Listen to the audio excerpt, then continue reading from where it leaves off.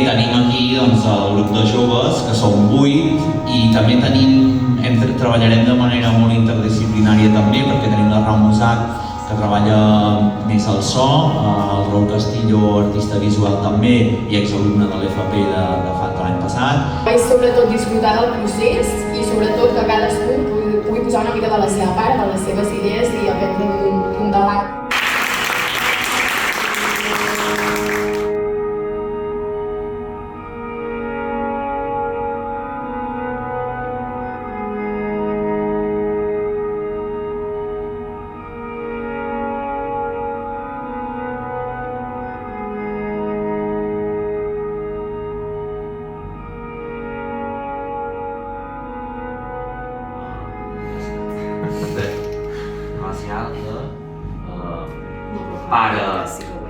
Pare tirar, no? Això ve perquè el seu pare era un alt governant. Invisibilitzada, com hem dit abans. Pues que per pors, prejudicis, coses d'avui dia, doncs com que no té gaire veu. Ens vam centrar molt en l'obra que havíem vist al llibre, llavors doncs, vulguis que no, ens vam inspirar bastant en l'assaig obert que havíem vist i ens vam centrar bastant en el text també. Però llavors vam veure que el text clàssic no ens estava funcionant i vam intentar provar diferents disciplines que ens funcionessin també amb l'obra i per entendre-la també des d'una vessant potser més personal i des de grup. I llavors, aquí amb els recursos que teníem al refugi, que són el podcast, exercicis més de moviment, físics i tal, vam començar com a provar coses. El crit d'ofensa. Plantejar un escenari com si fos un podcast, que després ha anat evolucionant a una cosa totalment diferent. També vam fer una mena de preparacions com d'escalfament, provant uns moviments de cada persona, representava un personatge estàtic i això ens anàvem afegint tots i creàvem com una mena de figures que després es desenvolupaven en unes altres i ho vam plantejar així, però després també va evolucionar i al final vam decidir que no volíem fer tant una actuació convencional, sinó que preferíem fer com una performance o instal·lació més multidisciplinar que englobés les diferents disciplines artístiques. Que el més difícil és haver de representar com aquests simbolismes poden fer veure que s'entengui, que l'espectador vegi que és això.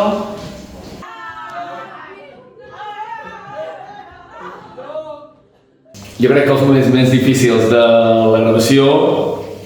han set bàsicament els moments de decidir veure què faríem en cada escena,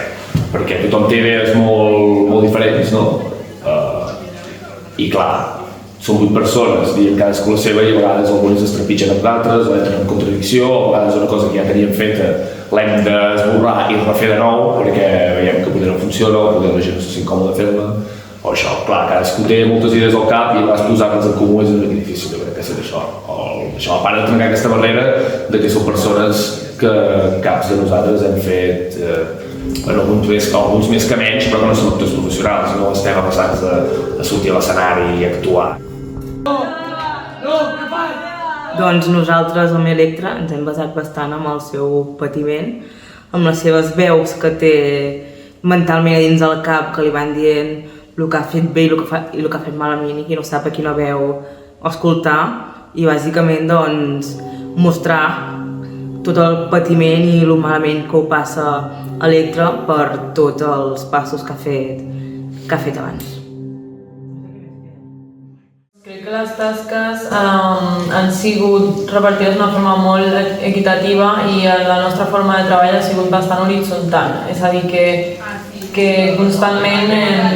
cadascú donava el seu punt de vista, les seves idees, les posaven en comú i arribàvem a un acord perquè tingui un sentit l'obra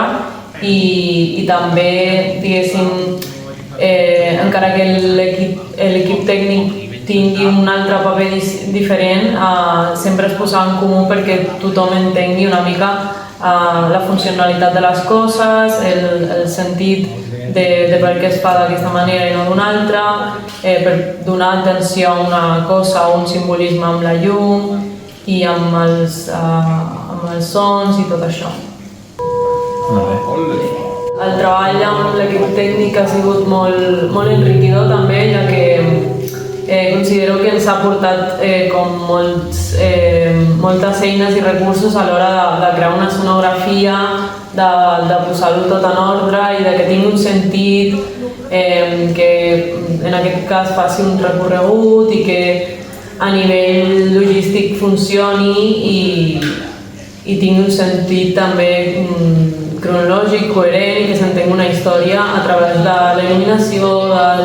dels efectes sonors i de més. Vale, sí, veiem la imatge.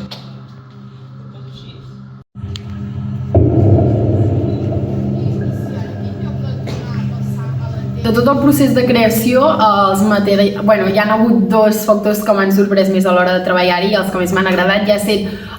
l'ús i la inclusió dels projectors, del 360 i del normal, però perquè, com he dit, mai havia treballat amb material d'aquest tipus, i també inserir els audiovisuals i sobretot el so i la manera com l'hem anat treballant, que he descobert mètodes que no coneixia. Al llarg del projecte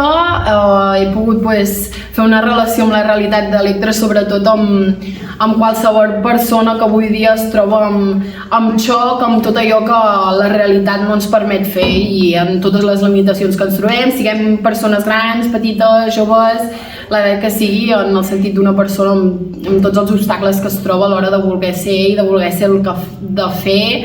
i totes aquestes barreres que es troben avui dia. De les teles, doncs, m'agrada el que es pugui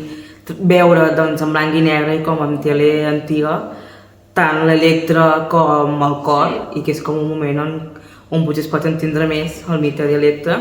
i crec que és el moment que ens ha agradat més a tots participar i gravar-nos i poder parlar una mica a davant de tots. En l'escena de l'arpa, que les mans manipulen l'arpa simbolitzant els remordiments de la protagonista i tal, hem connectat un micròfon de contacte que recull com la vibració de les cordes i tal, i això ho vinculem a l'ordinador i tal, ho analitzem i també ho vinculem als colors. Amb els colors que canvien, amb un vídeo que també avança i retrocedeix, això, per dotar unes quantes capes de més del so que ja fa la pròpia arpa. De tot aquest procés, el que m'emporto és el fet de co-crear un espectacle, una instal·lació, una performance amb 8, 9, 11 persones més, amb tot el que comporta, amb les desavinences, amb els diferents punts de vista, però que amb temps, amb ganes de voler trobar el camí correcte, surten resultats potentíssims, crec, i amb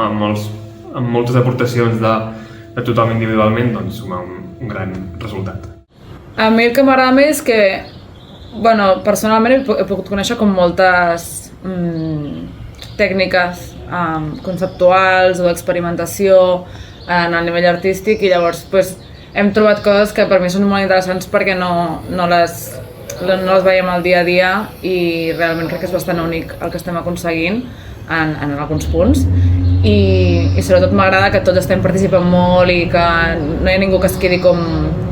amb por de dir el que li agradaria fer o no, saps? I això, és algo col·laboratiu, que realment està sent molt col·laboratiu, llavors mola.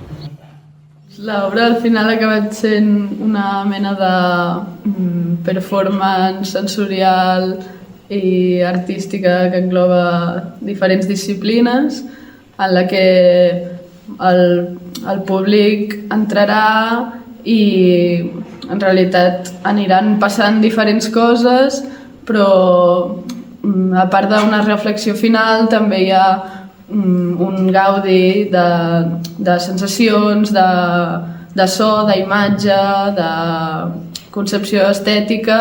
que va succeint durant tota l'obra.